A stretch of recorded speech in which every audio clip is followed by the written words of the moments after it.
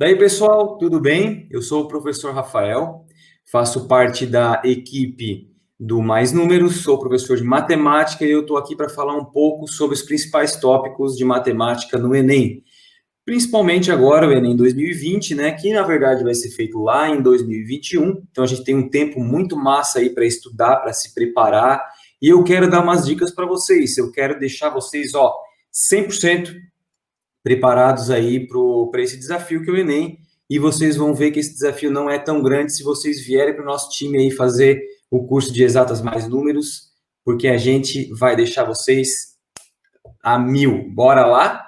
Então, pessoal, a gente organizou aqui uma tabela com os principais tópicos do Enem, de matemática, claro, de 2010 até 2019. Vocês percebem que tem muita coisa, muitos conteúdos, mas tem alguns aí que se destacam bastante, né? Principalmente aqui, olha só, o último conteúdo que está colocado aqui no gráfico é grandezas proporcionais. Gente, das 473 questões feitas nos últimos 10 anos de matemática, olha a quantidade absurda de grandezas proporcionais. E quando eu falo de grandezas proporcionais, eu estou falando de razão, eu estou falando de regrinha de 3, esse conteúdo básico aí da matemática que vocês já estão acostumados a ver há muito tempo, faz parte, já é inerente de vocês aí, porque aplica em tudo quanto é área do conhecimento, em todas as áreas da matemática e em outras também, como lá na física, na química, a física do meu amigo Vitão, a química da Sil, certo? E também em outras matérias, como biologia lá, também usa, certo, pessoal? Então, é por isso que cai tanta grandeza, tá vendo? Proporcional é muita coisa, galera, muita coisa mesmo. Depois, o segundo colocado, geometria espacial, tá vendo? Geometria espacial. E depois, terceiro colocado, geometria plana. Depois vem funções, que aqui, é meio injusto colocar em quarto colocado a parte de funções, cara, porque funções tu não usa só na matemática. Lá na física, meu Deus, a aplicação disso aí é enorme. Cada fórmula que vocês têm lá na física, vocês têm uma função, correto? Então, funções, gente, é importantíssimo. Eu colocaria, inclusive, junto com grandezas proporcionais, se fosse fazer o meu gráfico, tá? Mas esse aqui é um gráfico de levantamento quantitativo, então é isso aí que cai em matemática. Aí depois vem estatística, aritmética, que é a parte de matemática básica com as 4 operações, certo? Probabilidades, análise combinatória e por aí vai. Beleza, gente? Tranquilo? Esses são os conteúdos por questões. Aqui nessa tela, eu trouxe para vocês os conteúdos por proporcionalmente, em porcentagem. Vocês viram que a quantidade de questões que tinha em grandezas proporcionais? Olha o tamanho da fatia da pizza aqui, 23% de todas as questões de 2010 a 2019, 23% era de grandezas proporcionais. Puxa, que tanto, né, galera? É coisa pra caramba. 23% de uma prova é muita coisa. Se eu juntar, então, aqui, os 4 que estão aqui em cima, olha quanto dá, cara. Não preciso nem fazer conta. 23% mais 10 mais 10 mais 9, olha só a quantidade, um pouquinho mais da metade da prova. Então, vocês percebem que é muita coisa com 4 conteúdos. Então, vamos ser um pouco mais específicos dentro disso aí. Olha só, vamos falar dos principais assuntos aí. Vamos considerar os top 5 conteúdos do Enem aí, tá? Do que caiu até hoje aí. Se vocês somarem, vocês terão exatamente 60% da prova de matemática em 5 conteúdos. Gente, 60% da prova, pensa, quanta coisa vocês podem matar só com 5 conteúdos. Sendo que o principal é números proporcionais, é proporcionalidade, é coisa muito tranquila de estudar. 23% é isso. E eu fiz uma análise também prova a prova nesses últimos 10 anos, grandezas proporcionais está variando sempre entre 25%, 23%, 27%, é sempre muita coisa, sempre bastante. Então, a tendência é continuar igual. beleza? Assim como os outros. Funções, nos últimos anos, até ganhou um pouquinho mais de destaque, mas dá para a gente trabalhar tranquilamente com essa divisão de conteúdo, certo? Se eu somar agora o sexto e o sétimo colocado, que era aritmética e probabilidade, gente, 73% da prova, com 7 conteúdos, gente. Sendo que grandezas proporcionais e aritmética é matemática básica, galera. A maioria dos tópicos desses dois é matemática básica. Então, olha que coisa mais linda. Vocês, 30% do conteúdo é matemática básica, certo? É de fazer a cabeça explodir, cara, isso aí. É loucura. Vocês têm que parar de pensar em logaritmo. Cara, tem que saber um pouco, né, de logaritmo. Tem que parar de pensar em logaritmo, porque logaritmo caiu uma ou outra questão.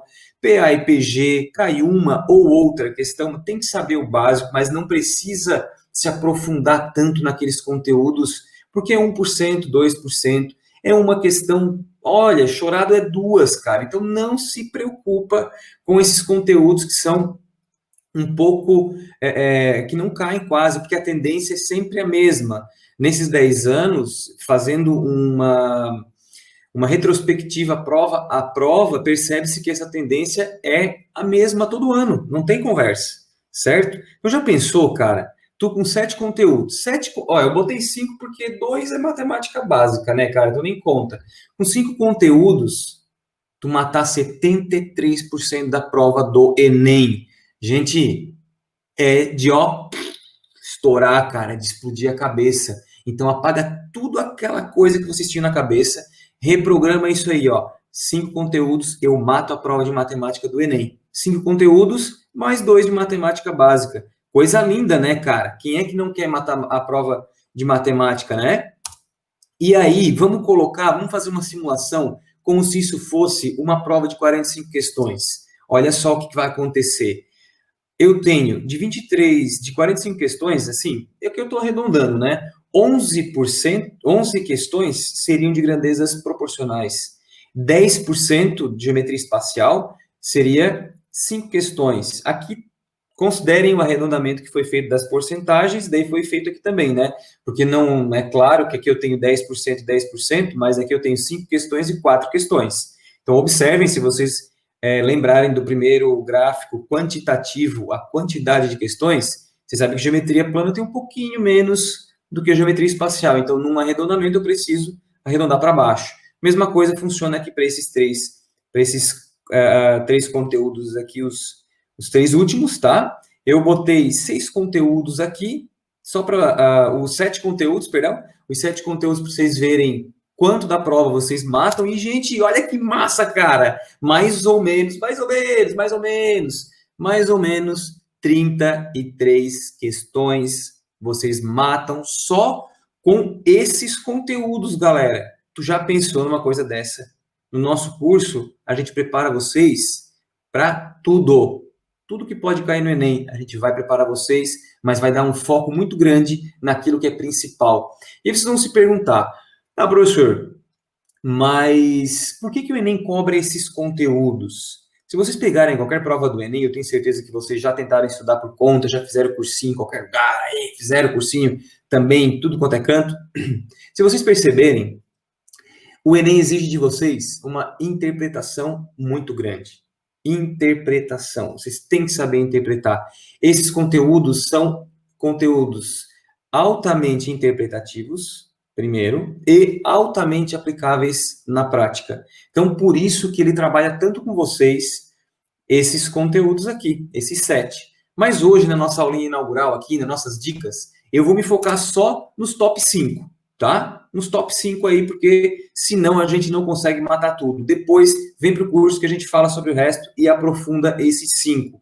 Olha só, razão e proporção, galera. Razão e proporção. Primeiro, o que é uma razão na matemática? Razão nada mais é do que a divisão entre duas grandezas. Lá na física, eu defino velocidade através de razão. Opa, olha lá a razão na física já. Viram por que é tão importante? Aparece em outras disciplinas, certo? Proporção. O que é proporção? O que é proporção? O que significa proporcionalidade?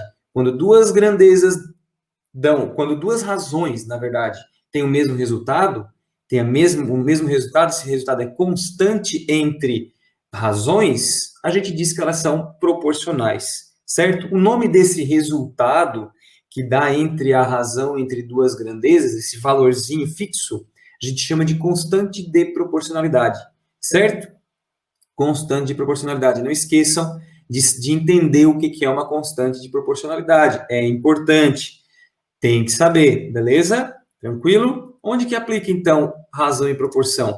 Em escalas, o Enem é encarnado, cara. Sempre tem uma ou duas questões de escalas. O que é a tal da escala?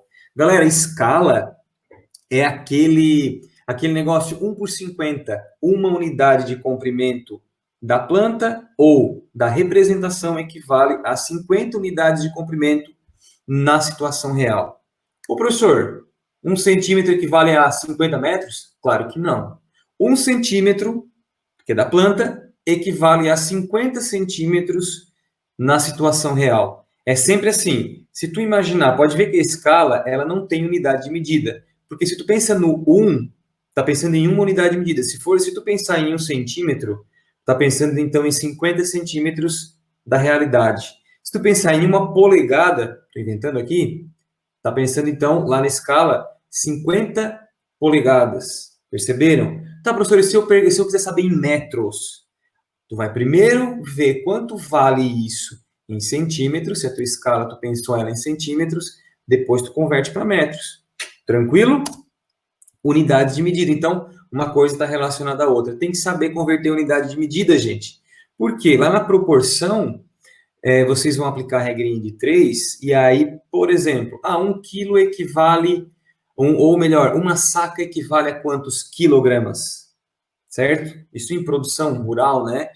E por aí vai. Então, tem várias aplicações. Então, 50 quilos equivale a quantas sacas? Então, é muito utilizado isso em produção, né? Em produção na agricultura, coisa e tal. E tem que saber outras unidades de medida também. Mas isso a gente explica no curso, certo? Então, tem que saber converter unidade de medida. Eu sou apaixonado por essa parte, porque é uma parte totalmente aplicada na física, certo? O professor Vitão é muito, muito top nessa parte aí de conversão de unidade, e eu quero ajudar muito ele aí a fazer um curso amarrado, fazer com que vocês entendam a parte de matemática, apliquem na física e apliquem na química. É importante porque o Enem cobra esse tipo de coisa. Depois, cálculo de área. A gente sabe que uma razão entre duas grandezas me fornece uma constante. Uma constante. Quando eu trabalho essa constante no cálculo de área, ela muda, ela fica elevada ao quadrado, certo? Quando eu trabalho com volume, essa constante fica elevado ao cubo. E não é só isso. Como é que tu transforma metro cúbico para litros? Que é transformar volume, unidade de volume, para unidade de medida de capacidade, que é praticamente a mesma coisa, mas tem diferença. Como é que se faz isso? Dá para fazer por regrinha de 3? Dá para memorizar? Tem macete? Tudo isso tem. Isso é coisa que a gente pode trabalhar com vocês, certo? E aqui, ó, porcentagem. Meus amigos, nós estávamos vendo agora há pouco. Viram? Razão e proporção aplicados na minha apresentação, na minha aula. Porcentagem está em tudo, cara. Está em tudo quanto é conteúdo. É importante saber porcentagem. O que é a porcentagem? É uma razão. É uma razão dividido por, onde o denominador é o quê? É 100. É a proporcionalidade mais usada, porque a gente consegue entender melhor quando tu consegue usar como referência 100 unidades, certo? 15% dos alunos passaram em medicina, sei lá, 15% dos alunos de uma escola qualquer. Significa que 15 alunos a cada 100 passaram. Quer fazer proporcional? Divide, por exemplo, por 5. 3 alunos a cada 20. Entenderam? É esse tipo de coisa que tem que saber. E tem que saber quando uma proporção é direta ou inversa, claro. Porque, olha só, a razão nada mais é do que a divisão entre duas grandezas. Isso na proporção direta, diretamente proporcional. Aí tu compara duas divisões, duas razões. Agora, o que é uma proporção inversa? Ela é inversamente proporcional quando tu faz o inverso da divisão. O que é o inverso da divisão? Multiplicação. o produto entre duas grandezas vai ser inversamente proporcional quando tu tiver outro produto que dê o mesmo valor. Bateu, fechou, é inversamente proporcional pelo produto. Tranquilo? Beleza? Grandezas proporcionais, razão e proporção, é isso. E vamos... Ah, cara, quase que eu me esqueci, ó, na física. Só que eu citei bastante, né? A gente sabe que na física é bem usado. Beleza? Vamos então, e na química também. Não esqueçam, lá na hora de fazer as fórmulas químicas lá também se usa, no balanceamento, aquela coisa toda lá que a Sil manja muito, certo? Bora pro próximo tópico. Olha só, olha o fundo que eu botei aqui. É um fundo diferente, certo? Vamos ver o que eu consigo reconhecer aqui, ó. Eu tenho aqui, o que é isso aqui, ó? Esse primeiro que está bem aqui no meio da minha apresentação. Isso aqui nada mais é do que um trapézio. Esse aqui é o quê? É o losango. E esse aqui, retângulo. Esse aqui parece-me que é um quadrado. Esse aqui é um círculo. Tem aqui em cima, que não apareceu muito bem, um paralelogramo.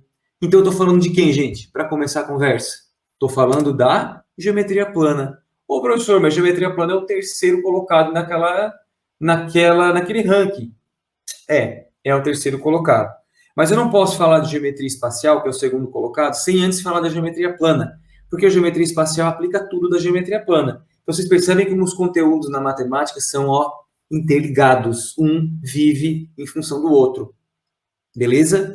No geometria plana, o que vocês têm que saber de geometria plana? Primeiro, conhecer as figuras geométricas, que são essas que estão aqui atrás, as principais. Tem alguma outra aí que tem que saber. Tem que saber como calcular a área, tem que saber ler um referencial cartesiano, saber colocar um pontinho no gráfico. Tudo isso vocês têm que saber, porque o Enem cobra, ele adora fazer vocês interpretarem. Tem que saber calcular as áreas dessas figuras que estão aí no fundo, tá? Então, tem que saber agora especificamente quem que é esse carinha amarelo aí no meio. Famoso conhecido de vocês do ensino fundamental. Triângulo retângulo. Vocês estão vendo que está demonstrando aqui o Teorema de Pitágoras, mas não é só o Teorema de Pitágoras que vocês precisam. Precisam também falar de todas as relações métricas do triângulo retângulo. Beleza? Pode crer? Tem que saber tudo o que vocês puderem de relações métricas do triângulo retângulo. Tem que saber as áreas, como eu falei para vocês, e os polígonos regulares com o círculo. Importante, principalmente para a geometria espacial, é conhecer essas três figurinhas aqui, mais o círculo. Saber o que é a apótema, saber o que é o raio da circunferência inscrita e circunscrita, saber calcular a altura, a diagonal, saber que o raio de uma circunferência circunscrita ao hexágono regular é o lado, e por aí vai. Tem um monte de elementos que vale a pena vocês saberem. Saber como é que se calcula a área do círculo e o comprimento da circunferência. Importante no estudo de cilindros, por exemplo. Certo? Basicamente, sobre geometria plana é isso. Aí eu vou voltar para a nossa querida geometria espacial. Um dos conteúdos que eu mais gosto, geometria espacial. Aqui eu botei 3 exemplos, né? Ó, eu nem precisava dizer que era geometria espacial, era só olhar para essas 3 figurinhas aí, né, galera? Então, geometria espacial, o segundo colocado. Então, repetindo, eu fui para o terceiro primeiro, porque eu preciso da geometria plana para entender o cálculo de área e a planificação dos sólidos geométricos. Aqui eu tenho um prisma, aqui eu tenho um cilindro e aqui eu tenho uma pirâmide. Só de olhar para a figura planificada, eu já sei, eu já consigo imaginar ela na minha cabeça. Tem que saber planificar, tem que saber calcular. A gente tem o cone também, que eu não coloquei aqui, mas tem também, tem o cone e tem os troncos, que pouco cai, mas dá para fazer tudo só pelo aquilo que a gente está falando aqui agora. Olha, tem que saber calcular volume. O volume de um prisma, todo prisma se calcula, inclusive, não só do prisma, hein? Olha a dica legal aí. Todo prisma e todo cilindro se calcula volume calculando a área e multiplicando pela altura. A área da base e a altura da figura, seja ela um prisma ou seja ela um cilindro. Se for um prisma, vamos botar aqui, ó. Se for um cilindro, por exemplo, a área da base é da área do círculo, vezes a altura. Tranquilo. Se for um prisma, vamos dizer esse aqui na verdade é um paralelepípedo, sem problemas, mas não deixa de ser prisma, calcula a área da base, que é o retângulo, multiplica pela altura. É a mesma fórmula, só muda a base. Olha a dica importante aí. Então, sabendo geometria plana, dá para se virar bem na geometria espacial. Tranquilo? Aí, conversão de unidades de medida que eu estou colocando aqui, porque é importante a gente saber converter as unidades de medida, seja ela de área ou de volume. Tranquilo? Próximo conteúdo. Olha aí, ó, botei um bonequinho para vocês lembrarem que os gráficos das funções se comportam de maneira diferente dependendo do modelo da função. Então, aqui o nosso dançarino, nosso amiguinho dançarino, ele está se comportando conforme as funções que estão aparecendo aqui em cima, certo? Tranquilo? Sem nenhum problema, tá ali o nosso amiguinho dançante. Mas vamos ver o que é mais importante dentro das funções. Função afim, função quadrática. Na função afim, saber quando é crescente e decrescente, saber quando é constante, saber o que é um zero da função, daí vale para a quadrática também. O que é o zero da função, certo? O zero da função, no caso da função afim, está aqui, ó, nesse pontinho, aqui também, certo? Ela é generalizada pelo modelo y igual a x mais b. E onde que se aplica isso, gente? Onde que se aplica? Aí agora, se aplica na física, se aplica em muita coisa na matemática. Então tem que saber função afim, função quadrática. E, gente, tem que saber ler gráficos. Às vezes o gráfico ele é classificado com alguma função que é composta por mais de uma expressão. Ah, se x for menor do que 10, ele vai se comportar desse jeito. Se x for maior do que 10, ele se comporta de outro jeito. Qual é o gráfico dessa função?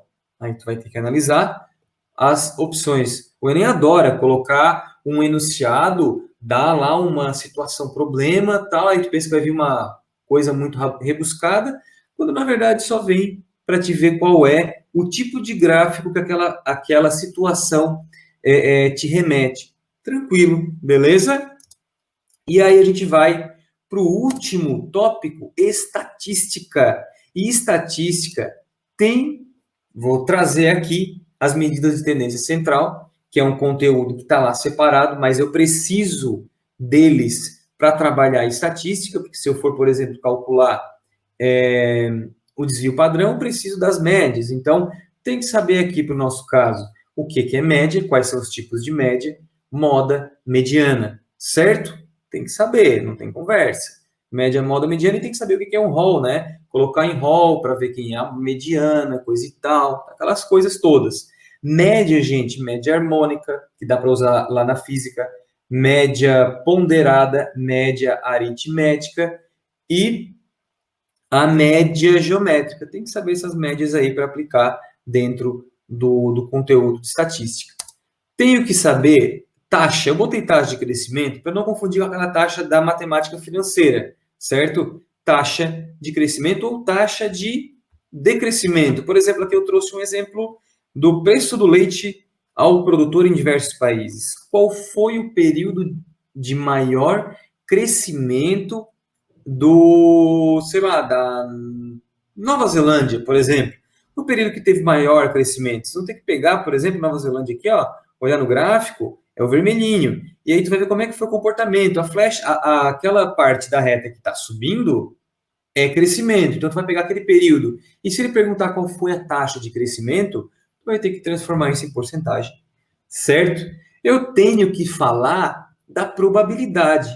É uma menção honrosa aí. Como é que eu vou falar de estatística sem falar da probabilidade? Certo? As duas coisas caminham juntas. A probabilidade, gente, o que é a probabilidade de um evento ocorrer? Qual é a chance, então probabilidade é o estudo da chance de alguma coisa acontecer dentro de um espaço, dentro de um estudo, de um universo, certo? Então probabilidade é isso. Aí, por exemplo, dentro de uma turma tem de 40 alunos, 15 usam, 15 calçam 37. Sapatos de número 37. Qual a probabilidade de eu escolher ao acaso um desses alunos que calçam 37?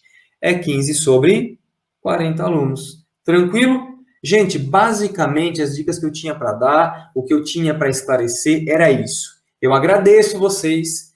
Vem com a gente, vem mais números. Pensou em exatas? Pensou em mais números, cara. A gente está aqui preparado e está com um monte de novidade para vocês. A gente quer o melhor para vocês, a gente quer a aprovação. Vem com a gente, vem ser aprovado, que vocês, ó, vão sair daqui matando a pau no Enem. Valeu, galera. Um abraço e até a próxima. Espero vocês. Tchau, tchau.